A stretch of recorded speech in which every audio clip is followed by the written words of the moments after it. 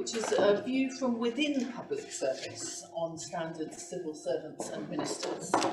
And we have a highly distinguished and esteemed panel. I'll introduce them all briefly at the beginning before we go into the questions and discussion.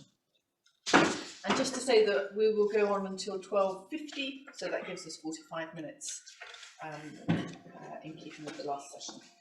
So our panel, we have Gisela Stuart, who has recently been appointed as the first Commissioner of the Civil Service Commission. Also a crossbench member of the House of Lords and served for 20 years as Labour MP for Birmingham Edgbaston. He was a health minister in the Blair administration, so he's also seen things from the side of being a minister, and went on to play a key role in negotiating what became the Lisbon Treaty. She also chaired the Vote Leave campaign in 2016 and has previously been a member of the Intelligence and Security Committee in Parliament. We also have at the end Sir Philip Rutnam.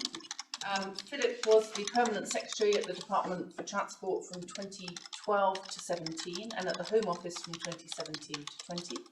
And before that, the Acting Permanent Secretary at the Department for Business. His career was mostly in the civil service, including 15 years at Treasury, but he has also worked outside the civil service, including being on the board of Ofcom and in banking. He's now on the board of Oxford Health and is shortly to become the chair of the UK's National Charity for Historic Churches. And we have Jill Rutter. Jill is also a former senior civil servant, also works at Treasury, as well as at Number 10 and the Department for Environment, Food and Rural Affairs. But she is now a senior fellow at the Institute for Government, where she's led their work on policy making, net zero and Brexit, and also a senior research fellow at UK and Changing Europe, which is based at King's College, London. So we have a fantastic opportunity to ask you about your take and insights on this relationship between civil service and ministers and the standards regime. One thing I wanted to ask you about to start with is sort of looking back again, taking that kind of 30-year perspective. That's a period in which the civil service has changed a lot. So in particular, we've seen a lot of these new public management approaches, lots of outsourcing of public service provision to the private sector, lots more secondments and revolving door around people coming in from the private sector into government, and perhaps fewer people seeing the civil service as a career for life. So I would like to ask each of you, we'll go first to Gisela, then to Philip and then to Jill, to say how you think those changes, or any other changes that you'd like to talk about, have altered the risks of corruption and misconduct in the UK. And also, Gisela, if you could just also explain at the beginning what your new role involves. And we'll go for roughly 5 minutes each, please. Okay. So, Gisela, over to you. That's great, thank you very much. And I just thought, sort of listening to the earlier debates, as probably one of the very few people who's sort of come full circle in all this. I just sort of remind ourselves that what we're really talking about is a system of exercising power. And that when you have checks and balances, the work that their function is that when one bit gets a bit weaker, gets a bit damaged, another one can pick up the slack. And there will never be a perfect state because democracy is a trial and error system. There are no universal rules for running society, and democracy actually means that ever so often you have a system where one lot is out and another lot is given the chance of, now let's see whether you can do it better. And within that, you also need the structures which move, which is the politicians, underpinned by systems and people who remain constant and owe their loyalty to the system itself, irrespective of the incumbents. And that's a strength of the civil service when it actually works well. And I think what we've seen is, believe it or not, I was the original Blair babe in 1997. And one of the things which you will probably associate with the first Blair government is greater powers of special advisors, and all these things come in, and then people tend to forget why they're brought in certain systems and what the benefits were. And at that moment, they continued doing the same thing without receiving the benefits of their action. And that sort of takes me to why all our regulatory things, when we set them up, unless we, as the earlier panel said, we keep renewing, we keep reminding ourselves why we're doing this and what is the ill we're trying to resolve, we will not get a good outcome. So the Civil Service Commission actually has existed for a very long time, and it came up essentially by, it's a bad idea to appoint your cousin, and it's an even worse idea if the cousin you've just appointed is also useless.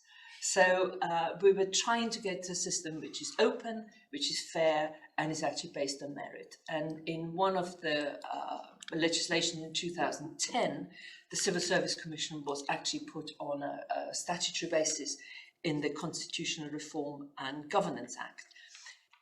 I think it did not get as much attention in the process of its legislation because the same piece of legislation also established IPSA, the Independent Parliamentary Standards Authority. And as we know, it's the MPs who discussed the legislation. They were by far more concerned with what IPSA could and could not do than the Civil Service Commission. What that means is it probably benefited from that because people didn't meddle with it too much. So therefore, it actually has quite some significant powers. The first Civil Service Commissioner can employ their own staff.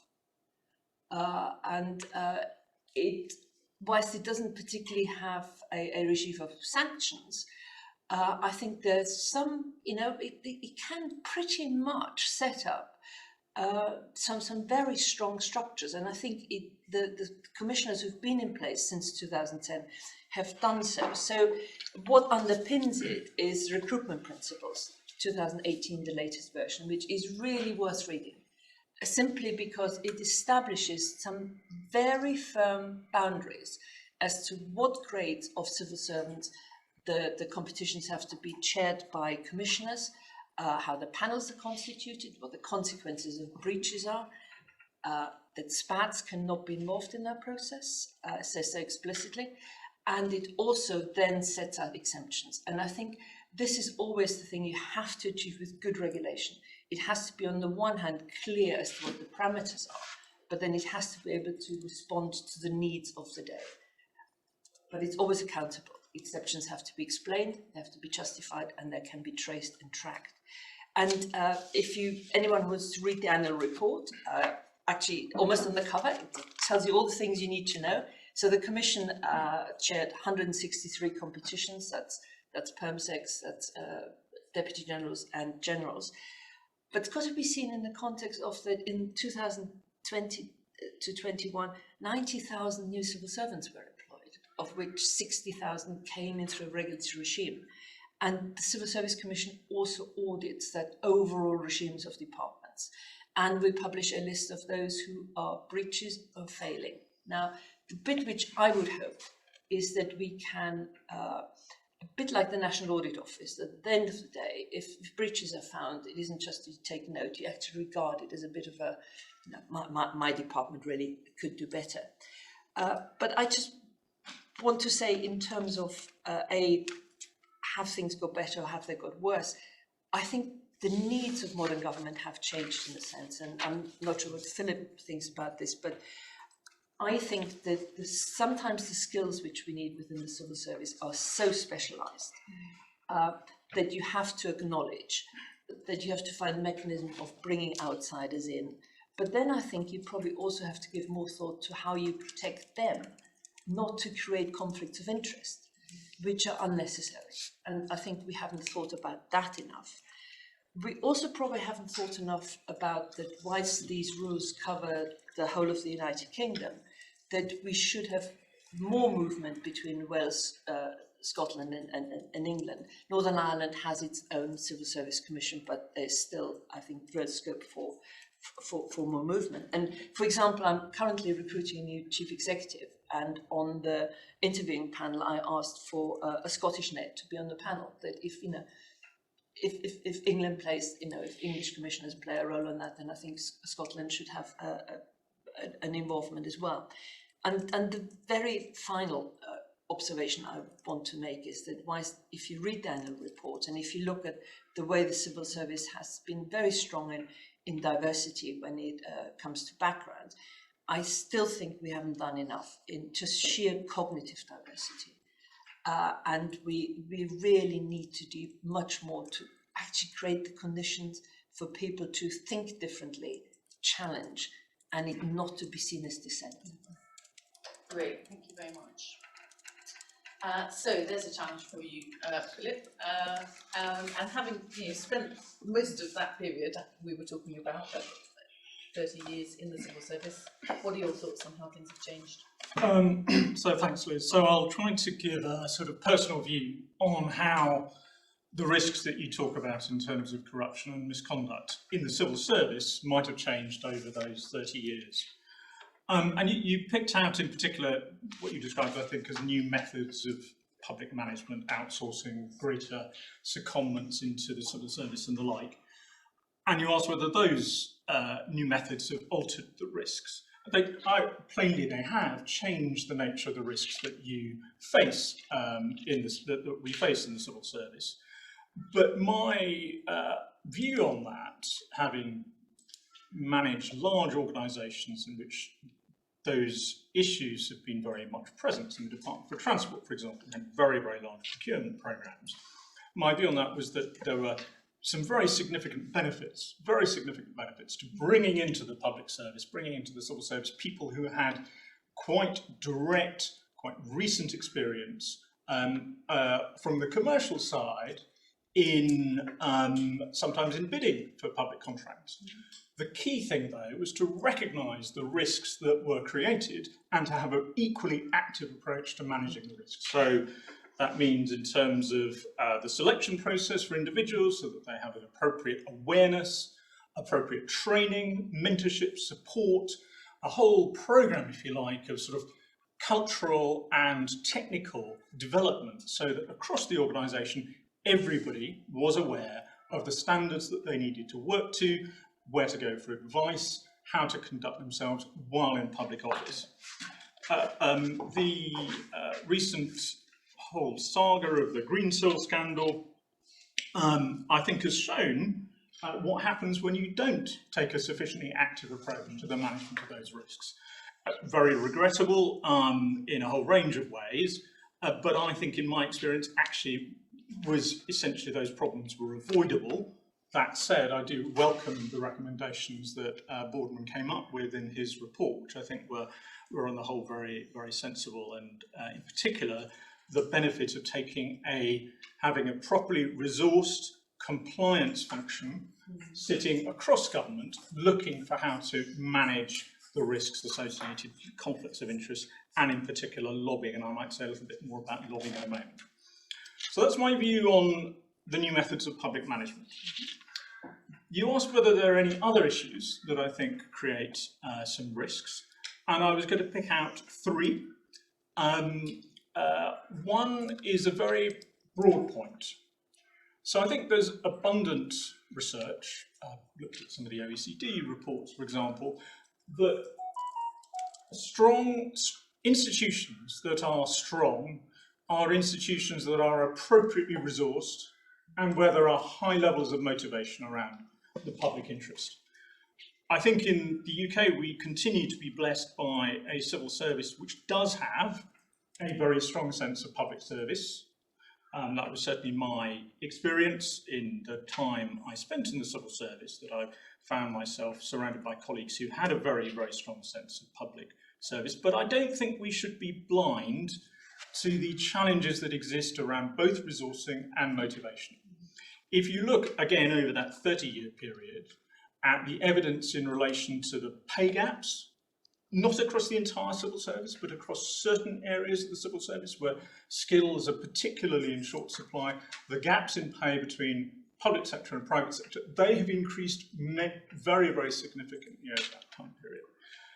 I think it's also true that there is a sort of fairly constant refrain of criticism of the civil service in some quarters, including in the media. Criticism can be justified and one should be able to respond to it positively, but I personally would like to see more active leadership and celebration of the things that are good in the civil service and building on our strengths rather than a constant reiteration of criticism and weaknesses. So I think there's a sort of general background point about where we stand in the UK in terms of the reputation and therefore level of confidence in the civil service. And you need a confident institution if it is going to be able to deal effectively with a whole range of challenges, including the economic interests, which are as present in trying to make their voice heard in government now as they were in the 19th century. Two other things I wanted to pick out. Again, if you take a long historical perspective, 30 years, I think you can say that actually it's been a period of increased demands for professionalisation in government. More demands for independence, for example, in regulation of functions in the economy, often performed by civil servants. More demands for impact assessments, cost-benefit analysis. More demands, if you like, actually for a more technocratic state. At the same time, I think the primacy of politics has not gone away. And the challenge for the civil service, and indeed for ministers, I think, is to find intelligent ways of managing the relationship between those two. And that can only be done where you have a positive, symbiotic relationship between ministers and civil servants. That has often been the case in my experience, but there have also been times, I think, where you have seen it come under strain and trial. And I would encourage, as part of this wider conversation about how we maintain standards in public life, focus on creating and maintaining a positive symbiotic relationship based on mutual respect. The third thing I wanted to pick out, and I could go on, is a very specific point about record keeping. Perhaps one of the dullest topics in public life.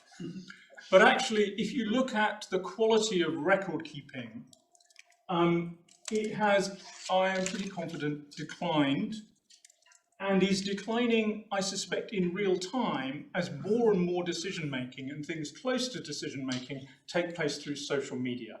Sometimes social media that can then be deleted very quickly. So the rise of WhatsApp.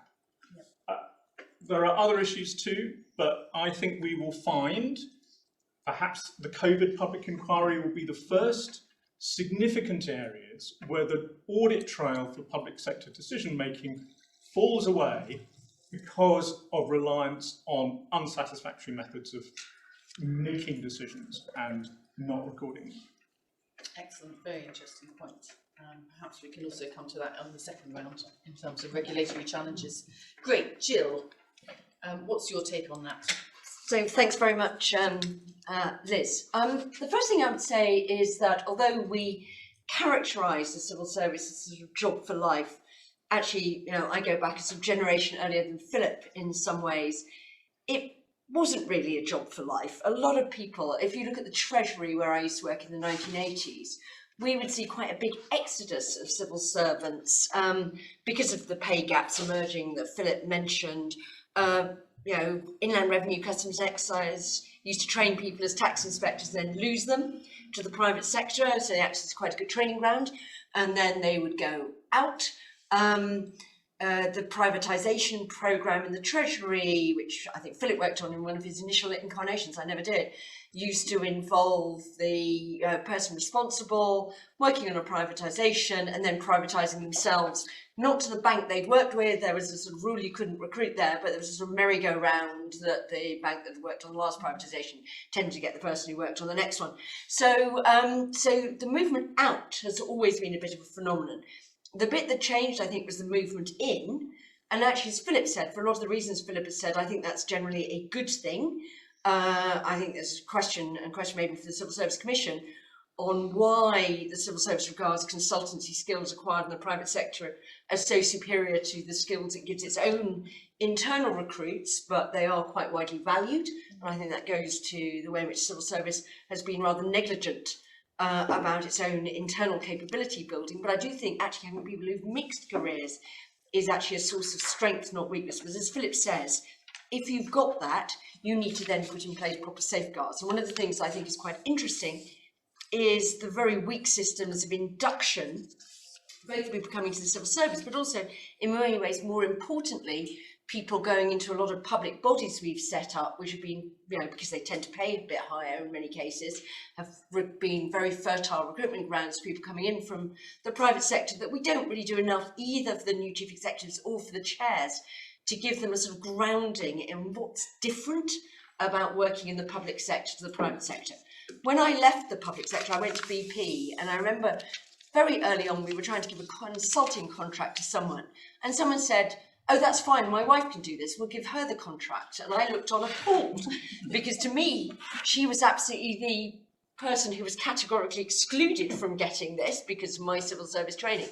But to him, it was a no-brainer. She could do it, it was quick, you should do a reasonable job, so why on earth wouldn't you give it to her? But I mean, there is a big difference there between the mentalities.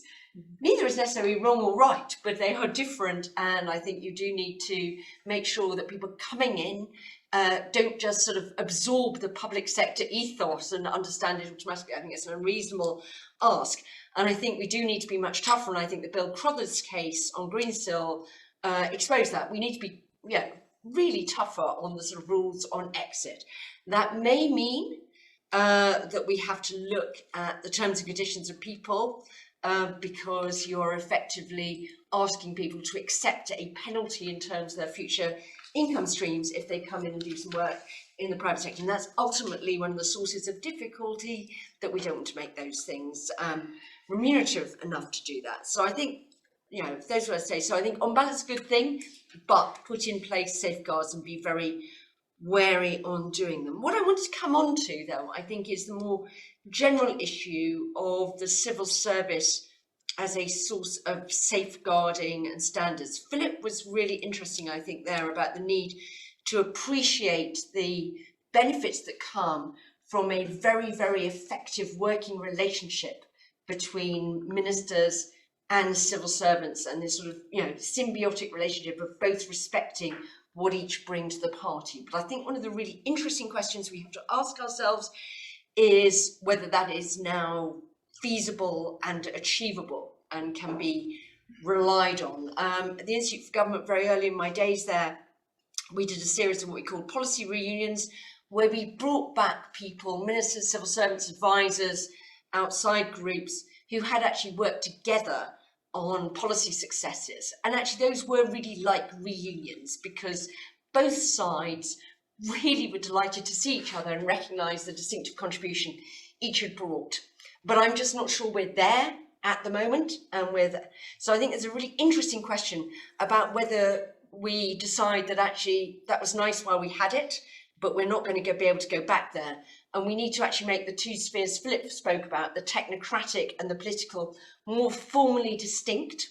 Now, my colleagues at the Institute for Government have produced a report, which Gisela helpfully told me has gone down like a lead balloon in the civil service, called A New Statutory Role for the Civil Service, which suggests that actually the civil service needs to be reinforced, enable it to be more confident in the way it operates by giving it a clearer statutory basis, even than the one that's in the CRAG that Gisela mentioned.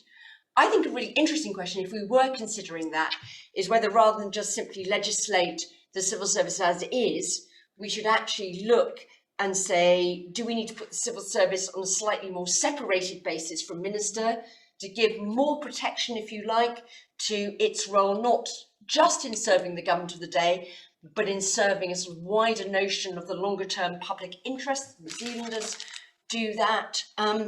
And give it more distinct functions in upholding standards, but give ministers more right to, if you like, explicitly encapsulate their right to overrule civil service advice, but in a transparent way. At the moment, we have that through the process of directions, used incredibly rarely in practice, though you know that there's lots of bargaining going on. Francis Maude, when he was Minister for the Civil Service, a sort of pre-Govian big wave of civil service reform, suggested actually that it would be better for decision making, better for accountability, if we had more formal distinctions and civil service asked to be overruled more often by ministers. So I think there's a really interesting question there. I think one of the sources, of weakness in the current system is this sort of sense of needing to fit in, get on with ministers, and that sort of just haze of ministerial veto over top level careers. And I think one of the things that's really interesting is, does that really encourage people to stand up and say, Minister, really you shouldn't do that? What I think is one of the sort of underlying themes here is, Liz, in the last session you talked about the weakness of relying on the electorate. You know, if I've got a choice between, do I let my sort of vaguely dodgy MP get away with it, or do I usher in the other party that I really don't want to be the government? I mean, you know, it's quite difficult to, how do I weigh that balance there, you know, dodgy bloke, party I like versus whatever. I think there's a really interesting thing about how we can sort of, you know, reinforce things that don't depend ultimately on the electorate, and does the civil service have a role in helping that, and is that compatible with its role in advising ministers in the technocratic way that Philip was put out? Because at the moment we sort of semi-ask them to do both, and I think that's getting quite awkward. Brilliant, lots there, and I would really like to hear actually Gisela and Philip respond to that. I do also want to leave some time for questions, so I wonder if I could just ask you, thinking about this issue, which Jill's already brought us into in terms of how we would mitigate these risks, how we should change regulation. Could I just ask you each for sort of 2 minutes on your thoughts about that? Taking in, you know, is it this norms and conventions versus formal regulation? Any ideas from other countries that work? And also something that Philip brought up around, you know, what does this new tech social media world mean for how difficult it is to regulate those relationships? You know, what does everyone doing everything on WhatsApp mean for freedom of information? But also we've seen that freedom of information is not working that well in any way at the moment, in any case at the moment. So we could try to do 2 minutes each, and again we'll go Gisela and then Philip and then Jill. I think there's a great danger of looking at other systems and pick up one item of that other system and go and say, look, that works there, and if only we did this, then our system would be perfect too. You really have to see this in the whole. And where do I think the fundamental threats to democracy are coming from? Because let's just remind ourselves what this is all in aid of. Is it all in aid of democratic structures which support liberal societies and ultimately serve the interest of the whole community? And the future challenges we face at the moment is that the pace of change is ever increasing. These are complicated as well as complex systems. Complex system is ones where you start a process and you can't actually predict what the outcome is going to be. And if you just look from 2008 to 2016 to COVID to now Ukraine, which is a kind of reverting to stuff which we thought we had seen the back of, how does the machinery respond to? Neither the public nor the private sector will hold the answers. However, the one bit which I think is a key thing is the use of data. We at the moment tend to use our data in order to justify policy decisions we've already made. What we really ought to do is come to a system of use of data which gives you some idea to start to project where policy interventions are likely to happen. I went to one department that, and I won't name them just in case, but they're from where my civil service commissioner had. I thought they had a really good COVID crisis in terms of that they've been incredibly flexible, they've responded, and I said to them, what did you do which we thought others hadn't done? And I was told our senior management team actually has got a couple of people who've been around here for about 40 years. And we had various scenario plannings. The COVID scenario actually wasn't the scenario we had planned for. However, when it happened, we had kind of a range of options, which sort of new ideas, people saying, oh, we hear patterns are recurring, you know. And that's how you responded to it. And I think that is the bit, and it keeps a bit with your point about record keeping, is our institutional memory is degrading, and with it, learning and taking things forward. And I think that is the biggest one. And I would say, having been kind of on both sides of that, that the politicians don't so much react with distrust and anger, if they think that, you know, the civil service advice just is something they don't agree with, it's when they think it's not based on the facts as they see them. And the stronger the case of making the argument, which you can actually either with offering options or the data you've got, I think the more robust you can have that relationship. And at the moment, if you just look at COVID, and I still start my day by reading the press cuttings from Germany and from France and the UK. And I think in the end, we will find that not one country got it right, and each country just got bits right. And the test is the confidence that when errors were made, that these are only errors in hindsight. The confidence you want is that the decision which was made at the moment probably was just the best you could do. And I just want to test this on you, Philip. And I also think there's sometimes external advice allows the civil service to externalize risk. I keep wondering whether if Kate Bingham had been inside the system, she would have been given that freedom to test and try and risk. But because she wasn't inside the system, you could say, okay, off you go. And as it happened, it worked. Great, Philip. Okay, so you asked about a norms versus conventions approach, Liz. So my experience in running large complex organisations is you need both. You need both very clear rules and you need a strong culture. And the culture will obviously ultimately transcend the rules, which is why it matters so much, but the rules really matter because good, clear rules help people to know what they should do. So you need both, they're not mutually exclusive.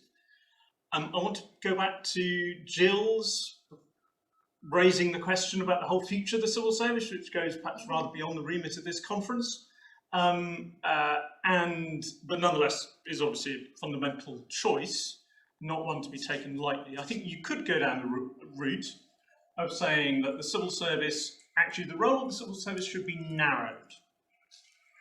Inevitably that means also, and this might be the right thing to do, the sphere which is within the discretion of ministers, as for example as to whom to surround themselves with, gets widened. Many countries run themselves more like that. There is an argument for it. Personally, I think the benefits of having essentially a one-team approach, trying to get as close as possible to one team, the sort of approach which I think probably you saw inside the COVID crisis. How do we get through this together? Prime Minister Chris Whitty, Patrick Vallance, the other senior ministers, that is the approach which is most likely to deliver the best results. So I had the huge pleasure of being part effectively of a one-team approach that got HS2 from being a thick line on the map to being something that's now built. But you can run things differently. And if ministers, ultimately this is a relationship business. If the political class, not just one party, but all the major parties, doesn't have any longer the confidence in the capability of the civil service to run the true breadth of things that it is supposed to run at the moment, we will end up with a narrowing of the civil service's role and an enlargement of the political sphere. But there are some significant downsides to that, and there needs to be a proper debate. I'll perhaps try to pick up Gisela's point later. Just though, to say on social media and record keeping, I would predict that at some point in the next 5 years, we will end up with new rules on that. Because probably there is such extensive non-compliance, this is my hunch, with Public Records Act, etc. Great, thank you very much. And Jill? So on new media, can I just recommend a new Institute for Government report called WhatsApp in Government, which is precisely that and suggests sort of new rules to make sure that there's a proper audit trail of decisions despite informal contacts. There have always been informal contacts. Ministers have always been buttonholed in the lobby and stuff like that. The important thing is that as you're making decisions, you can actually trace through, because an awful lot of this comes down to transparency. I think the thing about norms and conventions is the dependency of norms and conventions is on people feeling that there's a bit of a price to pay for breaking those norms and conventions. And I think what we've seen is a sort of diminution in the sense that there's a significant price to pay, and that obviously makes them less effective. So, and that's where you sort of feel, well, do we then need to go back to formal rules when formal sanctions and proper enforcement? So if I don't feel sort of, you know, that I need to go and correct the record when I mislead Parliament inadvertently, or, you know, misstate facts, and that's pointed out to me the moment I leave, if I don't feel the need to go back and do that, which is the Convention of Ministers, MPs don't actually have a facility for doing it, but anyway, but if I don't feel the need to do that, then that's a great thing. Then we say, well, actually we need, you know, that's not good enough, it's not working anymore. And I think the sort of, in a sense, you might say the rise of shamelessness in a bit of public life and things. And this is one area where I think the civil service is letting the country down quite badly at the moment. And I would put this onto Philip's former colleagues, the existing permanent secretariat, is the way in which they are actually allowing ministers to be too casual with the use of data, public information, and putting things out. Some of the things, I think after Philip's time, that you see coming out of the Home Office social media accounts are things that frankly should not be coming out from official accounts. Some of the things the Department of International Trade have been doing, putting a very positive gloss on trade deals and things like that. You know, I think the civil service needs to be very careful that public information put out under the guise of a public department is very clearly defensible, robustly based in objective facts, not your facts, my facts, but objective facts, and verifiable. And that if ministers want to put a spin on it, it very clearly comes out from ministers, who inevitably will put political spin on things, and not from that. Because I think if you start eroding that sort of basis of trust in, you know, that there are things that we can rely on as good, reliable sources of information, that, as Philip says, the information is available, auditable, and not misrepresented, then I think that's very weak. And I would actually, one of my sort of extra duties to civil service would be to put on permanent secretaries a duty of care about the information, quality of information coming out of their departments. Great, fully agree. We've got 8 minutes, so questions. Now's your chance. No, that's fine. Yeah, great. So I've got Ian for one, Sue, anyone else? Can squeeze one more in? Okay, Ian. Thank you. And I do agree with your point about information and the importance of good information gathering. My wife's information manager in an NHS board and is taking responsibility with the COVID inquiry. She's only appointed less than a year ago, and of course she's finding it almost impossible to actually track down the records. So I know what that's like from the inside. I want to just raise a completely different question, if you don't mind. I was concerned, as I think you've expressed as well, not merely about the Greensill case and what it revealed, particularly in the interim report, and the poor training that Crothers had actually received, but also, you know, dare I say, the recent revelations about Helen McNamara, somebody who was supposed to be responsible for ethics, actually being completely, you know, unaware that her behaviour in organising a karaoke party was somehow inappropriate. I mean, you need to bear in mind that when Crothers sought approval, by the way, he went to see Helen McNamara's predecessor, who was Sue Gray, who's been reappointed to that post again. So, you know, this question of a culture is a very important one. But I want to ask this question about culture instead, if you don't mind. Is the problem of the culture not necessarily the problem between politicians and civil servants, which seems to have dominated what we've been saying this morning, but possibly within the structure of the civil service itself? I say this because, of course, as I'm going to explain this afternoon, this division between the mechanical and the intellectual appears to have caused problems. I just want to quote you something, if you don't mind. When the Civil Service Reform Progress Report was produced by Jeremy Haywood in 2014, rather perhaps unwisely, this was produced as a blog. Civil servants were given the chance to comment on it. I just want to quote a couple of comments for you. Having been a civil servant for 34 years, this comes back to this whole thing of institutional memory, my experience is that frontline knowledge is vastly underused. There is a consistent hierarchical split between those at the top and, if you pardon my northernism, which I much admire, coalface. My suggestion for radicalising civil servants is to take the senior managers out of head office, one might even say away from its proximity to Westminster, and put them close to the action. Now you might say that's just one civil servant.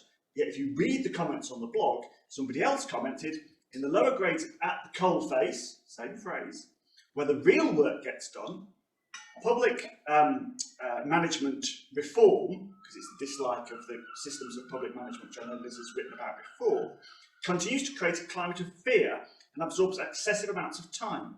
As a tax professional in HMRC, this spends less time on tackling invasion and protecting the revenue.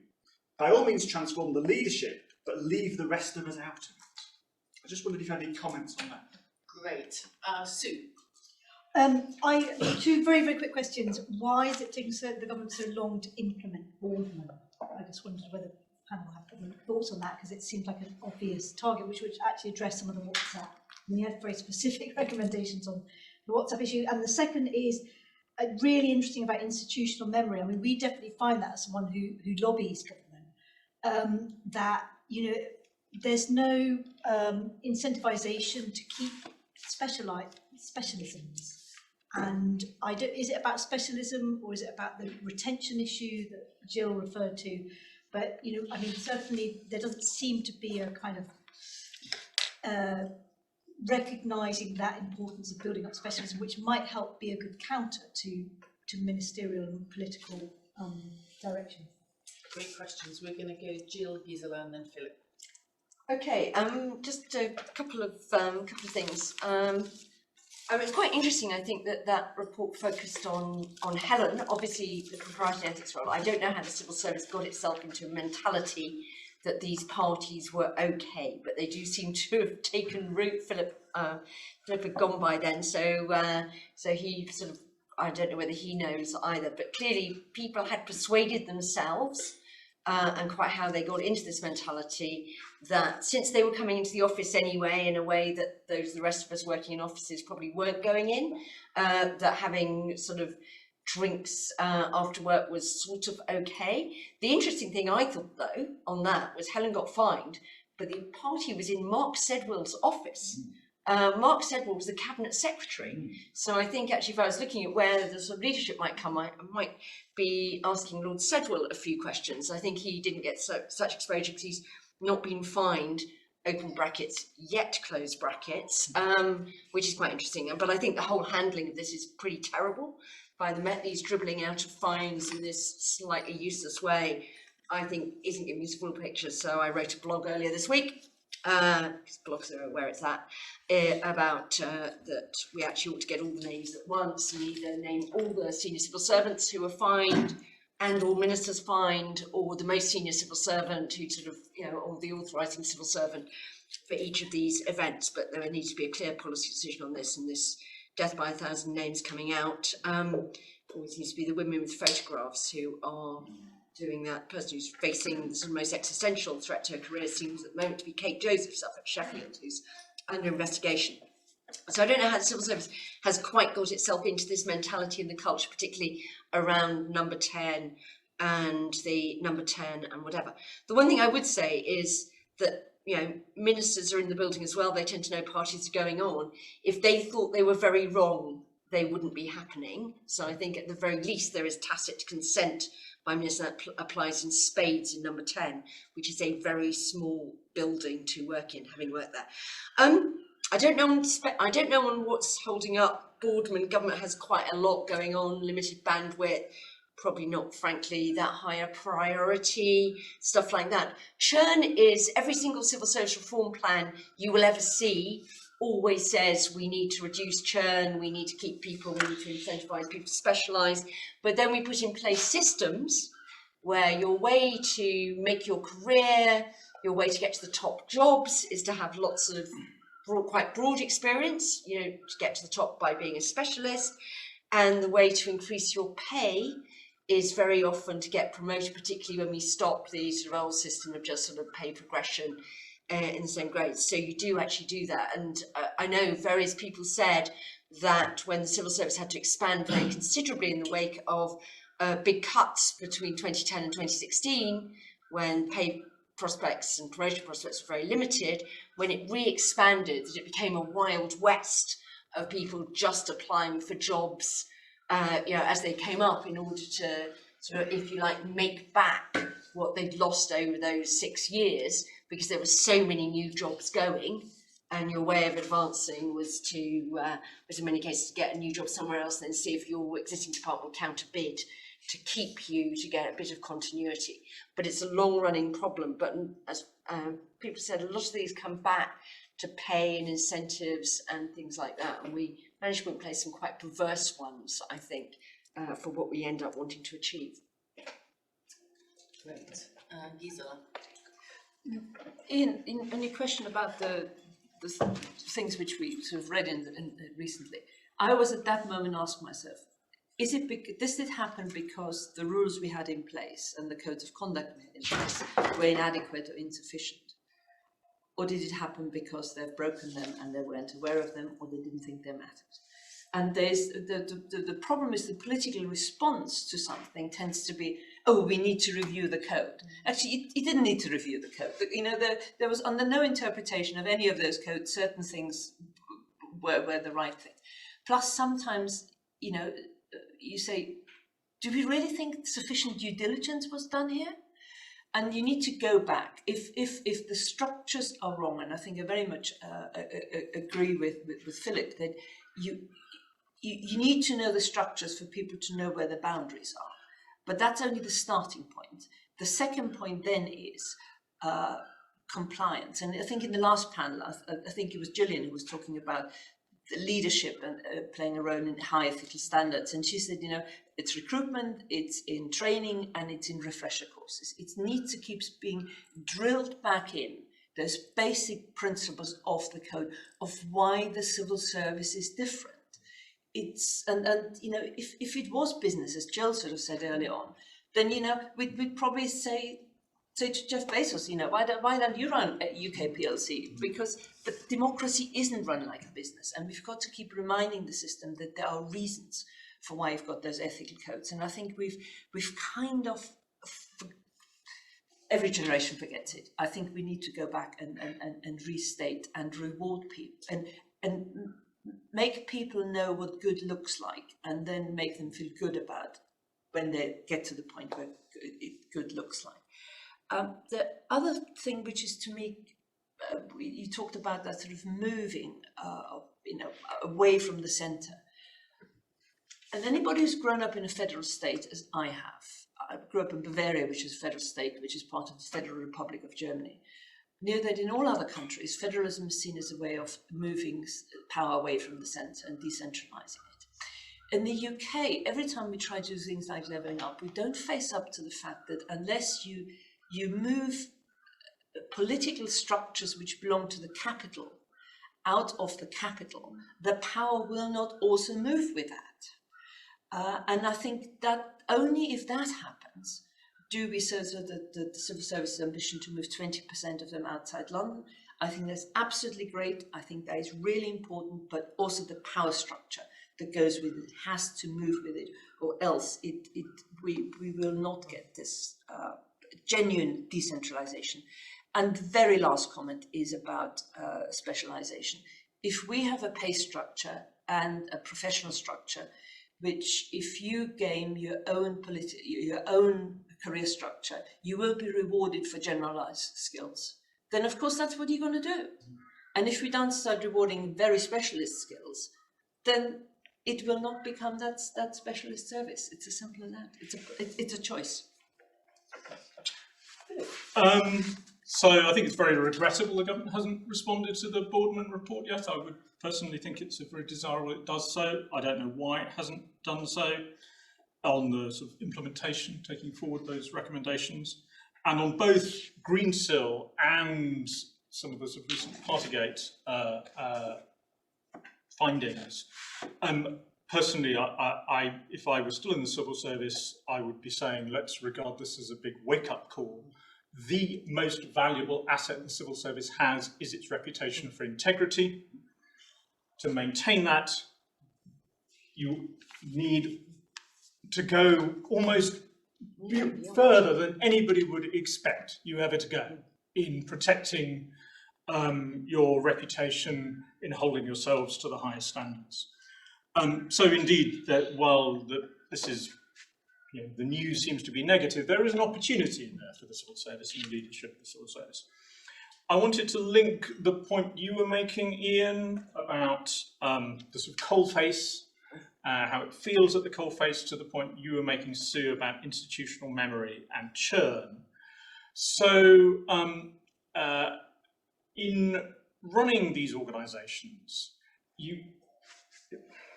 ultimately the skills that you end up with at the top of the organisation will reflect the skill preferences of your clients to a significant extent. So in order to be at the very top of many of these departments, you do need to work successfully and effectively with ministers. One thing I was trying to do when I was in the civil service was to make sure that people who are going down more specialist routes, finance, for example, or law, spend time working with ministers at a very early stage in their career. Get used to, get comfortable with giving senior politicians advice almost on the spot, working in private offices, for example, so that more of the career routes become open to them later on, more of the senior leadership options. That's only a partial answer to the question, but it's one aspect of it. Finally, if I can just pick up Gisela's challenge earlier on in relation to Kate Bingham. So it seems to me that actually what Kate did could have been done within the system, but it requires somebody with the confidence and the skills and the relationships to be able to do so. And one of my concerns is that the civil service needs to grow more such people and to be willing to take more of the risk on their success or failure, and to support them in giving them the best possible chance of success. Otherwise, we'll end up with a system which is essentially just becomes more and more bureaucratic. Whereas instead, we need a system which is focused on achieving results. And achieving results inevitably means taking and managing risk. Fantastic. Thank you very much, all of you. I really appreciate this, and it's been a fantastic opportunity to hear from you all with so much expertise and experience. And I think actually for me, the big takeaway is that a lot of this is about relationships, both having confidence and trust among different professional roles, and also that being willing to challenge. And so a good relationship is one that you're actually testing and not so confident in each other that you're not also able to challenge and take a challenge. But it's been really fascinating. So thank you very much, everybody. We are going to have lunch now, which I think is at the back of the room, but please first of all join me in thanking all of our panelists.